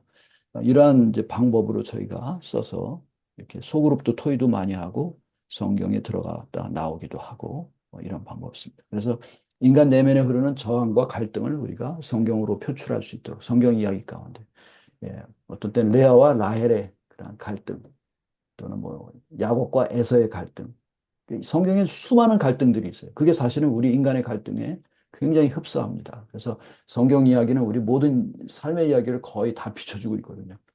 자, 아까 제가 이제 말씀 극본을 쓰지 않지 않느냐 이런 얘기를 하는데 맞습니다. 그러니까 사이코 드라마 아까 말씀드린 일반 드라마 치유에서는요 자기의 이야기를 올리게 되는데 저희 교회에서는 가급적이면 성도 이야기를 올리게 하질 않아요. 그 방법을 쓰지 않습니다. 왜냐하면 이게 이야기가 나오면 저희처럼 전문 상담가 집단은 비밀을 잘 지켜줄 수 있는데 교회 안에서 자기 얘기 가지고 드라마 올리면 이게 비밀 지키기가 어려워져요. 그러면은 사람들 교회 떠납니다. 그래서 제일 좋은 방법은 뭐냐면 그 남의 이야기가 아닌 진짜 좋은 나의 이야기가 될 수 있는 그 이야기. 그건 뭡니까? 성경이에요. 성경의 이야기는 다 내 이야기가 될 수가 있습니다. 그래서 아브라함이 내가 돼서 자원해서 들어갔는데 내가 아버지의 심정으로다가 아이를 보고 있고 내가 이삭이 돼서 자원해서 들어갔는데 내가 아버지에 대한 부분이 투사돼서 나오게 돼 있어요. 그러면 이 이야기만 우리가 가지고 표현했는데도 불구하고 엄청난 이야기들이 이게 몰입돼서 다 나오게 되죠. 그래서 이게 자연적으로 성경 이야기를 통해서 경험하고 밖으로 나올 수 있도록. 그래서 성경 이야기 안에서 우리가 치유되어지는 경험을 할 수가 있게 되는 것이죠. 그래서 새로운 인간 확장의 경험이 되고요. 또 새로운 깨달음이 이렇게 됩니다. 근데 저희가 이제 재밌는 건 뭐냐면 이제 개연성을 가지고 있어요. 그러니까 있을 법한 이야기는 다 허용합니다. 예를 들어서 예수님이 갈릴리 바닷가에서 제자들을 부르실 때 그 장면을 한번 조별로 만들어 보라고 하거든요. 그러면 거기에 이 야고보와 요한 그리고 아버지가 세배되잖아요. 근데 성경 이야기 자체는 세배대의 아내가 안 나와요. 야고보와 요한의 어머니가 나오진 않습니다. 성경 이야기는. 근데 우리는 허용해요. 왜? 그건 개연성이 충분히 인정되는 거니까. 왜냐하면 어머니 없이 태어난 사람은 없으니까. 그렇죠? 뭐 돌아가신 분은 어떻습니까? 라고 물어보는 사람 있어요? 괜찮아요. 돌아가신 분도 우리 마음엔 있죠. 우리 드라마 외에는 충분히 다 올려집니다. 이게 ing연현실인 겁니다. ing연현실이라는 거는 우리가 상상이라든지 꿈이라든지 아니면 믿음 안에서 만날 수 있는 분들도 다 들어올 수 있어요. 그리고 그것이 사물일지라도 사물도 말을 하게 합니다. 사마리아 여인이 있었던 우물도 말을 해요. 저 사람 어떤 사람이에요? 라고 물어보니까 사마리아 여인을 가리켜서 디렉터가 물어보죠. 그러면 나 저 사람 잘 알아요. 매일같이 물 길러 오는 사람입니다. 지난 20년 동안 저는 저 여자를 만났어요. 이곳에 와서 여기 있는 물보다도 더 많은 눈물을 흘린 여인입니다.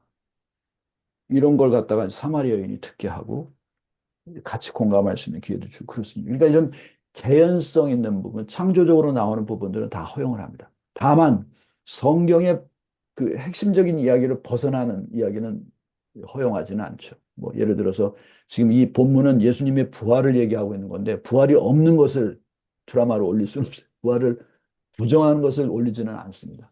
그러니까 성경 이야기 자체를 옮겨서 여기에 표현할 수 있게 하되 아, 그 개연적인 거 다 허용합니다. 그런데 부정하는 것은 저희가 하지 않죠. 예, 이런 부분을 통해서 슬픔과 고통까지도 같이 체험하고 또 일어서는 방법도 저희가 연기하게 되고요. 이것도 목회자 그룹에서 했던 부분인데 아주 재밌게 들어갔던 부분입니다. 그래서 모든 것을 마친 다음에 이렇게 함께 나눠서 대화하고 또 같이 나누는 시간도 갖습니다. 그래서 공감력이 향상되기도 하고요. 자아 탄력성, 예, 어떤 어려움을 바라보는 그런 시각이라든지 실제 현장에 뛰어 들어갔을 때 그것을 다룰 수 있는 부분들.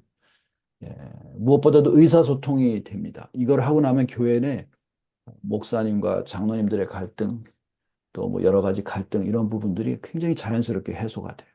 놀랍습니다. 그래서 이게 인간관계 훈련이 저는 오히려 더 첫 번째라고 봅니다. 그리고 그걸 통해서 이게 개선되어질 때 성경의 이야기가 더욱더 체험적으로 들어올 수 있는 계기가 되죠. 그래서 이렇게 들어갔다 나오면 사람들이 얘기가 굉장히 달라져요. 난 성경이 이렇게 나에 관련된 이야기인 줄 몰랐다. 그러면서 지금까지 이 수많은 설교를 들으면서 있었던 모든 그러한 내용들이 하나로 통합되어지면서 나의 삶과 연합되어지는, 그래서 신앙과 삶이 연합되어지는, 통합되어지는 그런 경험을 많은 분들이 얘기를 하게 됩니다. 예, 그래서 뭐 치유도 있고 또 화해도 있고 그다음에 새로운 통찰력도 키우게 되고 그다음에 인간관계 개선도 되고 공동체가 새롭게 만들어지는 그런 경험도 되죠. 이건 제가 역시 볼티모어에서 목회자들 대상으로 했을 때 있었던 일입니다. 이게 여교육자들이 이렇게 힘들었던 부분들을 서로 나누는 게 있었고요. 예. 이런 재미난 장면들이 있었습니다. 그래서 이러한 부분을 통해서 저는 이제 교회에 우리가 이런 것을 도입할 때 목사님들이 너무 설교하려고 할 필요 없어요. 설교를 통해서 교인들을 바꾸려고 하면 너무 힘들어요. 교인들 스스로 성경을 체험해서 나아갈 수 있는 방법. 이게 바로 이제 드라마 치료에서 우리에게 전달된 방법들, 또 우리 목회 상담가들이 지금 연구하고 있는 그런 방법이라고 할 수 있습니다. 예, 이것도 뭐 그냥 급하게 말씀드렸는데 예, 이상 여기까지 마치고요. 뭐 질문이나 토론 이렇게 하도록 하겠습니다. 네, 감사합니다. 아유, 제가 이걸 들으면서 우리 CTS 모임인데 우리가 한번 해봐야 되겠다라는 생각이 좀 들었고. 네. 많이 모여야 돼요, 근데 많이 최소한 8명, 9명 이상은 돼야 됩니다. 그러니까 여기 오늘 보니까 네네 보니까 여기 임원들만 뭐 오셨어요. 그 소품으로다가 이제 그 망토 뭐 이런 걸 많이 사용하시는데 그 좀 꼭 필요한 소품이나 아까 워밍업도 얘기하셨는데 그거나 그다음에 좀 가장 좀 우리가 쉽게 교회에서 써먹을 수 있는 그 성서 그 어떤 이야기 그러니까 그게 뭐 사마리아 이야기나 뭐 어떤 것들이 가장 효과가 좀 좋았는지 그걸 예들을 좀 설명해 네, 주시면 소품 꼭 필요한 소품하고 뭐 이렇게 환경 뭐 이런 것들 좀 예, 얘기해 주시면 좋을 것 같습니다. 감사합니다. 그 소품은요, 저희가 사실은 원래 없어도 돼요. 없어도 충분히 대신 신체만 이렇게 잘 활용할 수 있도록 그걸 잘만 이끌면 되는데, 근데 소품이 굉장히 이제 아까 말씀드린 그 색깔 있는 천들이 굉장히 이제 도움이 됩니다. 그래서 많이 쓰게 되는데 그 이유는 뭐냐면 이게 단순히 이렇게 상상만 하고 개념적으로 가는 게 아니라 우리가 신체 활동을 한다는 건 감각이 중요하거든요. 그래서 감각을 통해서 몸이 표현될 수 있도록 돕는 방법인데 예를 들어서 내 마음의 색깔을 골라보세요. 이렇게 되거든요. 그래서 내 마음의 색깔이 빨간 건지 까만색인지 아니면 보라색인지 이걸 갖다가 자기 두르게 합니다. 이렇게 몸에. 그러면 그걸 가지고 훨씬 더 자기에 대한 상태를 더 이렇게 볼 수 있게 되죠. 그래서 이제 색깔천은 저희가 많이 쓰는데요. 그 색깔천은 이제 뭐 저도 한 50개 정도 그 이게 뭐 시장에서 사다가 만들어 놓은 게 있습니다. 이거 우리 디렉터들이 하는 분들. 요즘 쿠팡에서도 좀 싸게 살 수도 있는 걸로 알고 있고요. 또 어떤 소품이 필요하면 이제 화를 표현할 때 쓸 수 있도록 좀 방망이 같은 게 또 필요해요. 근데 저는 어떻게 그것도 돈 들이지 않고 만드는 게 신문지를 요즘 신문이 없지만 뭐 이렇게 둘둘둘 말아갖고 테이프로 감아요. 그러면 이만한 그 몽둥이가 되거든요. 그래가지고 의자에 대고 이걸 치면서 얘기하게 합니다. 아버지에 대한 분노. 예를 들어서 제가 했던 건 이삭과 아브라함의 대결이었는데 이삭 어떻게 생각해요? 이게 누워있는 이삭 있잖아요. 호렙산에서 자기 제물로 바친다고 그래가지고 꽁꽁 묶여가지고 누워 있잖아요. 우리는 성경을 그걸 보면서 한 번도 이삭의 심정에 대해서 이야기해 본 적이 없어요.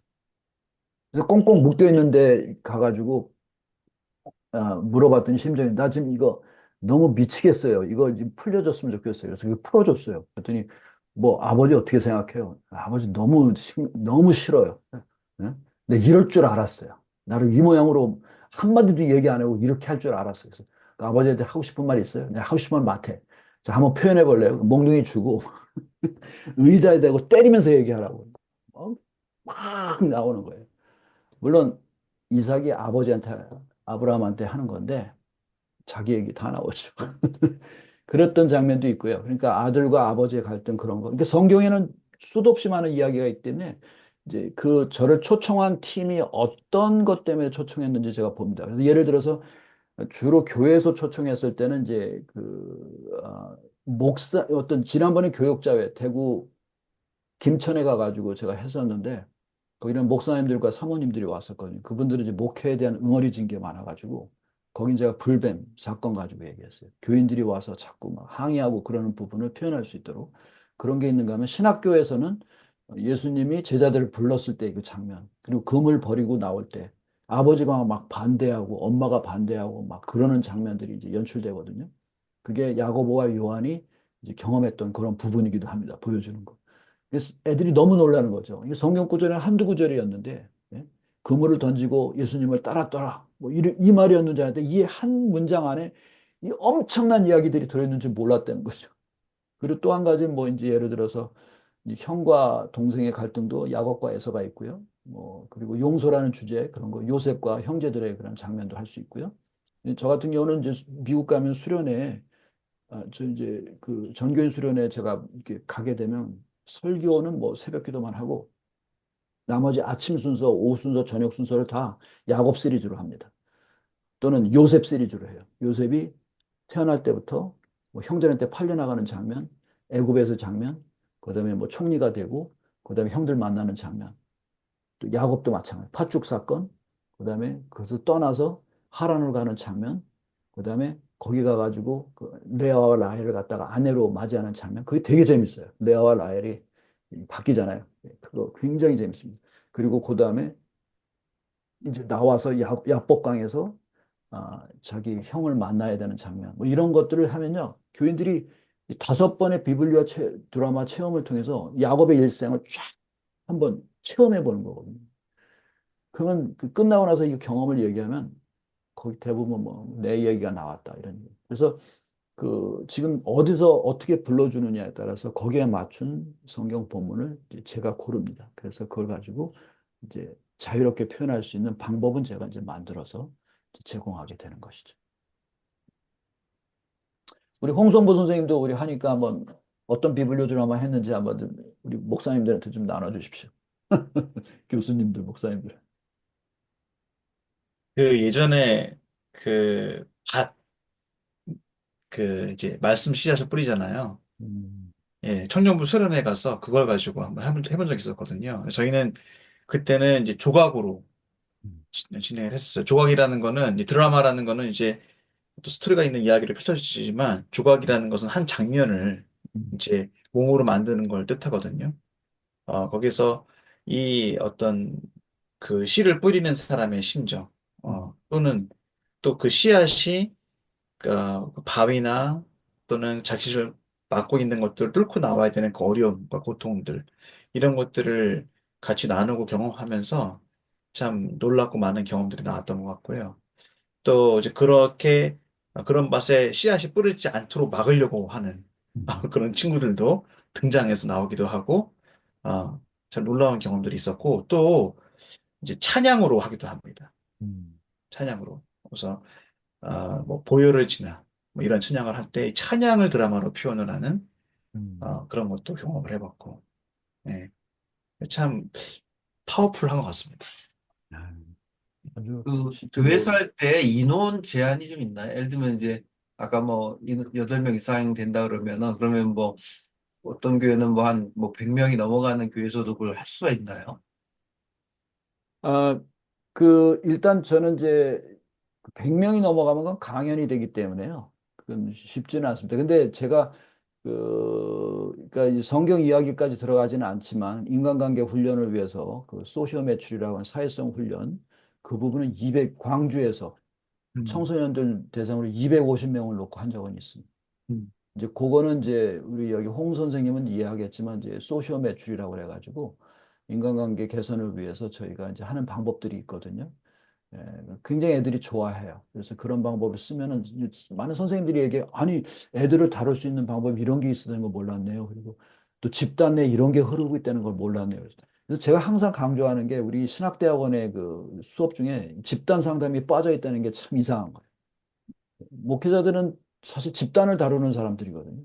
근데 집단의 역학 하나 이해 못하고서 목회를 현장으로 보낸다는 게 너무 이제 웃기는 얘기죠. 그래서 하여튼 그렇고 그래서 비블리오 드라마는 실제적으로 한 최소한 6명에서 많게는 한 실제적으로 제일 좋은 효과는 30명 정도입니다. 그래서 어, 만약에 60명이 된다, 뭐 50명이 된다 이럴 경우에는 반으로 나눠서 수련해서 뭐 이렇게 오전 팀, 오후 팀 그리고 순서를 또 바꿔가지고 요거 안 할 때 딴 거 하게 하고, 딴 강사한테 가게 하고, 또 바꿔서 하게 하고, 이런 게 제일 좋습니다. 근데 이 30명이 넘어가면 좀 이제 이게 혼란스러워져요, 아주. 물론 30명을 데리고 해도 굉장히 자유롭게 움직일 수 있도록 해줘요. 뭐, 화장실 가지 마라, 뭐 이런 얘기도 안 합니다. 갔다 올 사람 갔다 와도 되고, 조금 어수선해도 돼요. 근데 효과는 좀 30명이 넘어갈 때는 많이 산만해지죠. 그래서 그런 효과는 있습니다. 그리고 또 어떤 분들은 이거 예배 시간에 할 수 있느냐 그러는데 그거는 안 됩니다. 이제 수련회나 이제 특별 프로그램으로 좋고 예배 시간에 할 수 있는 프로그램으로 제가 이제 개발하려고 했던 게 한동대에서 그 플래시백 디어럴이라고 하는 부분이 있어요. 그 사이코 드라마에서 쓰는 방법인데 그러니까 목회자가 설교하기 전에 설교 본문을 갖다가 보통 온누리교회나 옛날 그 윌로우 크릭 처치 같은 데서 이렇게 연극을 보여줬잖아요. 연극. 한 다음에 설교를 하잖아요. 근데 이게 문제는 뭐냐면 연극 작가가 있어야 돼요. 극본을 쓰는 사람이 있어야 됩니다. 근데 플래시백 디어러는 그 극본이 필요 없어요. 아까 얘기한 대로 우리 드라마 치료는 극본이 없거든요. 그러니까 어떻게 하냐면 딱 성경 본문 읽은 다음에 그 한 4명 정도의 그 훈련된 그런 배우 같은 사람들이 나와서 판토마임식으로 또는 말을 사용해가지고 그 이야기를 한 3분 내에 표현을 해버립니다. 그 성경 본문을 몸으로 표현하는 거죠. 근데 이게 저도 굉장히 힘들 거라고 생각했는데 제가 샌프란시스코에 학회 가가지고 한번 훈련을 해봤는데 저 같은 몸치도 되더라고요. 그러니까 4명이 나와서 기차가 가는 걸 갖다가 연습을 해요. 이 장면을 만드는데 몸으로 와 진짜 이렇게 겉에서 볼 때 이게 기차의 그런 게 떠오르는 정도로 그렇게 훈련이 됩니다. 그런 방식들. 그러니까 판토마임 비슷하게 해가지고 성경의 이야기를 한 3분 안에 표현하고 그다음에 그걸 가지고 이제 설교를 하게 되면 굉장히 생생하죠. 예. 그런 방법이 이제 플래시백 디어럴이라고 하는 방법인데 그 정도의 인원 가지고도 가능합니다. 예, 그거는 이제 관람하는 식이죠. 조금 다른 방식이죠. 자, 다른 분들 해보시죠, 질문 안 하신 분들. 예, 그 네, 제가 예, 이제 다른 분은 없으시면 제가 또 하나 더 예, 하면 조 박사님 계속 얘기하시죠. 제가 연대 그때 92년에 갔을 때 그 집단 상담 그 누구더라 그 교수님 해가지고 제가 유영건 교수요? 예, 네 예, 그분 해가지고 그분 이제 그거 전문이어가지고 예. 우리 그 원우에 그 수련회 가서 한 40명 갔나 이렇게 했는데 그 안에서 이제 근데 거기서 이제 저도 이제 그런 어떤 집단 역동성 뭐 그런 걸 음. 좀 많이 느꼈고 그 느끼면서 느꼈던 게 우리가 보통 이제 옛날 지금 없지만 옛날에 우리 수련회 가면 수련회 마지막 날 뭐 이렇게 뭐 그 발표 같은 거 하잖아요. 그때 할 때 뭐 참 주로 이제 연극을 이렇게 성경에 나오는 뭐 탕자의 비유 뭐 이런 거 가지고 이제 즉석에서 이렇게 조별로 해가지고 했던 뭐 그런 것도 약간 요 비블리오 드라마 이런 거하고 좀 맞습니다. 예. 비슷한 게 좀 있다는 생각이 좀 들었고 어 그 그래서 저는 약간의 좀 우리 지금 저희가 이제 그 교양 수업할 때 이제 안 믿는 학생들한테 이 성서를 가리키는 게 참 쉽지 않거든요. 그래서 제가 이걸 그렇죠. 들으면서 이 부분을 좀 비블리오 드라마로 좀 이렇게 약간 활용하면 우리 그 대학생, 안 믿는 이렇게 기독교 교양 가르칠 때 좀 도움이 되겠다는 생각이 좀 들어서 감사했습니다. 네. 네, 감사합니다. 예. 근데 지금 안 믿는 사람이 비블리오 드라마를 할 수가 있어요? 안 믿는 사람이요? 예. 이제 저희 같은 경우는요, 그 이제 비블리오 드라마 들어가기 전에 성경 본문을 읽어요. 그리고 읽고 간단하게 설명을 합니다. 이게 어떤 내용인지. 그런 다음에 그 성경 이야기를 이제 표현은 해보게 합니다. 믿는 사람이었든 믿지 않는 사람이었든. 이제 표현하게 되는데 어떤 때는 놀라운 일이 나와요. 그리고 믿는 사람이 보지 못했던 시각도 나옵니다. 그러니까 우리가 너무 음, 고정관념에 갇혀가지고 성경을 우리 특유의 방식으로 해석을 해왔던 방식이 이렇게도 볼 수 있구나라는 게 나오거든요. 물론 이제 어떤 분들 우려하는 분들이 있어요. 성경 메시지 이단에 빠지는 거 아니야 그러는데 제가 경험한 바로는 집단 내 우리 믿는 사람들의 집단 내에서는요 이게 자체 내 정화력이 있습니다. 자체 정화력. 그래서 이 집단에서 이걸 표현하는 거기 때문에 한 개인이 뭘 끌고 갈 수가 없어요. 그러다 음, 보면 오히려 이게 집단 자체가 이제 그걸 끌고 가는 힘이 있는데 저희가 사실은 요게 이제 소시오 드라마라고 하는 영역이 있거든요. 소시오 드라마는 이제 사이코 드라마는 개인의 이야기를 올리는 거고 소시오 드라마는 그 집단의 이야기를 올리는 겁니다. 집단의 특성을 올리는 거예요. 집단의 고민을. 예를 들어서 목사들의 집단, 뭐 장로님들의 집단, 사모님들의 음, 집단, 뭐 음, 이런 게 있잖아요. 뭐 교직원들의 집단, 뭐 음, 사회복지사, 간호사 이런 집단이 있는데 그 집단 안에는 흐르는 그 텔레가 있어가지고 그 집단 내 초점이 맞춰지기 때문에 다른 격가지들이 이렇게 불순물이 제거가 돼요. 자연적으로. 그래서 비블리오 드라마도 그 효과가 나타납니다. 그, 아까 얘기한 대로 그 예수님이 제자들을 부르는 디베랴 바닷가에서 제자들을 부르는 장면을 하게 될 때 모두 다 신학생들 같은 경우는 자기가 처음 왜 신학을 오게 됐는지, 그리고 신학한다고 했을 때 부모님이랑 겪었던 갈등이라든지, 뭘 음, 내려놓고 갔는지 이쪽으로 초점이 팍 맞춰지거든요. 그러니까 거기서 재미난 얘기는 나와요. 그리고 예를 들어서 엄마도 나올 수 있어요. 성경에는 안 나오지만 엄마 없는 자식은 없으니까. 이제 돌아가셨어도 나와요. 돌아가셨어도 세워놓습니다. 뭐 심지어 집에 강아지가 있다면 강아지도 세울 수 있어요. 뭐 이게 커다란 문제가 되진 않죠. 근데 우리 보통 때는 그런 생각을 못 해. 맨날 교회에서 듣던 얘기만 생각하니까. 근데, 이랬겠구나라는 그런 생각이 들죠. 그래서 지금 믿지 않는 사람들 제거합니다. 모든 기독교 대학에서 채플 예배를 어떻게 해야 될 건가 다들 심각한 고민들을 하거든요. 그렇죠. 근데 이제 저는 예배학자로서 이제 모든 기독교 대학에 채플을 하는데 음, 그 예배라는 형식으로 믿지 않는 사람들을 거기에 뭐 집어넣는다는 표현까지 제가 하고 싶은데 그건 제가 보면 그들도 힘들고 예배학자로서 음, 예배를 드려야 될 사람들을 그들을 불러서 하는 것도 그것도 옳은 건 아닙니다. 음, 그래서 뭐 지금 채플 있는 분들이 그 아주 심각하게 고민을 하고 있죠. 그래서 좀 음, 다른 형태로도 많이 바뀌어가고 있는데 네, 우리 시대 때 하는 음, 식으로 채플 예배 일반인들을 부르는 것은 지금 많이 바뀌어가는 것 같아요. 예, 그리고 다른 방식으로도 예배라는 말을 쓴 건 지양해야 된다고 생각합니다. 예, 우리 스스로도 음, 아니 예배인데 맞습니다. 믿지 않는 사람들 불러다 놓고 뭐 그렇죠. 찬양하고 이렇게 예, 한다는 게 말이 안 되잖아요. 중요한 우리 스스로도 포인트죠. 용납할 수가 없는 거죠. 음. 그래서 이제 저희 같은 경우도 학교에서 도입하고 있는 게 뭐냐면, 그, 예배 채플에 참석하기 싫은 학생들한테 다른 선택권을 줘요. 그래서 이제 그 성경 꼭 모임을 이제 참가하게 한다든지 아니면 다른 방식의. 근데 저도 한 번도 뭐 실시는 안 했는데 비블리오 드라마 같은 경우 굉장히 좋은 방법이다 하고 또 한 가지 이제 이미지 성경 공부라는 게 또 있어요. 그거는 집단 상담을 그것도 한번 저한테 기회를 주시면 또 한번 하겠습니다. 근데 전에 한번 얘기는 했던 것 같은데 이미지 성경 공부는 상담 방식으로다가 집단을 형성해서 성경에 대해서 궁금증을 갖게 해갖고 성경을 들어가게 하는 방법이거든요. 이런 방법들이 오히려 믿지 않는 학생들한테 굉장히 도움이 될 수가 있죠. 맞습니다. 그러니까 지금 우리가 믿지 않는 사람들한테 예배 나와라고 하는 건 말이 안 되는 얘기지. 예배라고 하는 자체가 우리의 단어인데 그런 식의 우리가 지금 사고가 지금 너무 한정돼 있고 갇혀 있죠. 그거 깨기가 참 쉽지 않습니다. 그래서 다른 창의적인 분들 좀 방법들이 많이 질문해 필요해요. 보세요. 저희들만 하는 것 같아서. 예? 아니, 저희들만 질문하는 것 같아서 질문 안 네, 하시면 우리 물어보고 류 싶은데. 박사님 또 연극 부분에 대해서도 이제 연구도 하시고 하셨는데 한번 얘기 좀. 박사님이 인터넷 커넥션이 별로 안 좋다고 하는데 그래요? 예. 예, 제가 그래서 강의를 계속 듣다 끊기다 그랬어요. 그래서 아이고, 그랬구나. 예, 예, 그냥 들으려고 그냥 노력은 했는데 어쨌든 제가 질문은 뭐 지금 질문하다 또 끊길 수도 있을 것 같고 잘 떠오르지 않습니다, 지금은. 예. 요거 하여튼 녹화하니까요. 제가 저 동문회 오늘 너무 많이들 안 오셨는데 그냥 보실 수 있도록 그냥 올리겠습니다. 물론 뭐 실제적인 부분은 하나도 없지만 그래도 뭐 드라마 치료가 뭔지.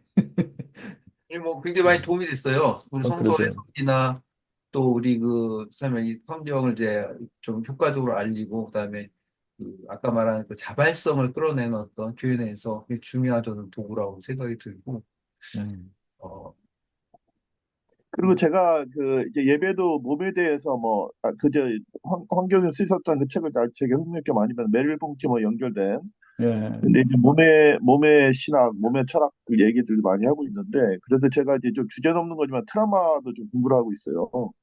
아유, 뭐 개인적으로 이제 중요하시지. 트라우마 치료에서 뭐 감각의 회복 뭐 이런 걸 얘기를 많이 하더라고요. 음, 그리고 저도 학교에서 상담을 하다 보면 심리적으로 상당히 문제가 많은 애들을 만나거든요. 예, 그럼 어떤 애를 만났냐면 집에만 자꾸 있다 보니까 예, 아버지가 목사님이야. 예, 그러니까 얘를 끌어내려고 너 신대원 좀 한번 가봐라. 이제 하여튼 뭐 그러니까 저희도 이제 자라나면서 주위에 이제 정신질환인 사람들이 많이 있잖아요. 예, 전형적인 건 집에 안 나오거든. 집에만 음, 있고 방에 있어요. 대인관계 음, 끊기고. 그럼 이제 그게 이제 심화가 되면 심각한 문제가 되잖아요. 음, 그러니까 신학생들이 뭐 축구를 하고 운동을 하고 동아리 활동하고 기타 등등의 몸의 활동이 같이 되지 않으면 심각한 문제가 가져오는 것 같아요. 그러니까 맞습니다. 예, 정신질환이 계속 악화되는 거는 이제 사회성이 떨어지죠. 혼자 음, 다니고, 예. 뭐 집에만 있게 되고, 뭐 이러다 보면 이제 악화되는 거죠. 그래서 그런 사람들을 교회 왔을 때 그냥 앉혀놓거든요. 앉혀놓고 또 주입식으로 성경 공부를 시키려고 못한다고. 청소년 음, 애들한테 참 힘든 얘기죠. 음, 어른들도 사실 힘들어요. 맞는 말씀입니다. 그래서 교회에서 몸을 활용해서 신체를 활용해서 움직일 수 있는 많은 방법들을 개선해야 되거든요. 찾아야 되거든요. 자연적으로 뭐 몸을 움직일 수, 참여할 수 있는 문제. 예를 들어 당구대를 좀 놔준다든지, 탁구대를 놔준다든지. 예. 왜 당구대는 그리고 교회에 안 되는 저는 거예요? 왜, 저희 학교는 학부의 그 신학생들 모임이 활동이, 그 임원회 활동이 굉장히 활발해요. 원하도 엄청난 일들을 하는데, 음, 그 학생들 보고 그 임원 활동 좀 해봐라. 그리고 이제 동아리 활동도 해봐라. 이제 황 교수님 아시다시피 미국에서 좋은 대학을 가려면 그 뭐 엑스트라 커리큘럼 액티비티를 꼭 해야 되잖아요. 그렇지. 그거 굉장히 중요한 거거든요. 근데 지금 제가 보면 목회자들 가운데서나 또 심지어 교수님들 가운데서 대학교나 이런 걸 다닐 때 리더십이나 공동체 관계성이 없었던 사람이 공부만 하고 와서 학위 가지고 행정일 하다 보면 대판 문제가 맞아요. 많더라고. 그래서 문제죠. 예. 예, 그 전에 이제 그런 경험을 했던 사람들은 하여튼 대인 관계를 통해서 뭔가 훈련도 받고 고민도 하고 그러니까 그런 리더십 훈련들이 하여튼 관계성을 통해서 이렇게 준비하는 것들이 굉장히 중요하더라고요. 나중에 음, 그렇지 않으면 이게 문제가 많이 터지더라고. 맞습니다. 이상입니다. 예, 감사합니다. 거기까지 네, 해주셔서. 우리 김유선 선생님 뭐 질문 없으면 제가 벌써 1시간 반이 훌쩍 넘어가지고 오늘 또 귀한 또 이렇게 강연해 주시고 또 이렇게 해안을 주셔서 감사드리고 아 지금 오늘 참석해 주신 우리 홍성구 선생님 또 박영도 선생님 감사드립니다. 감사드리고 그럼 일단은 저희가 박수로서 일단 마치는 걸로 일단 하도록 하겠습니다. 감사합니다. 네, 감사합니다. 네. 예, 녹화했으니까요. 감사합니다. 우리 동문회 올리도록 하겠습니다. 네, 토요일 뵙겠습니다. 예, 아, 토요일 날 우리 다 참여하셔서 우리 네, 같이 송년 식사하시고 또 촛불대회도 같이 참여하시면 네. 네, 네, 수고하셨습니다. 많이 그리고 배웠습니다. 예, 저희가 감사합니다. 예. 이 토요일 에 온다라면 지금 5명, 6명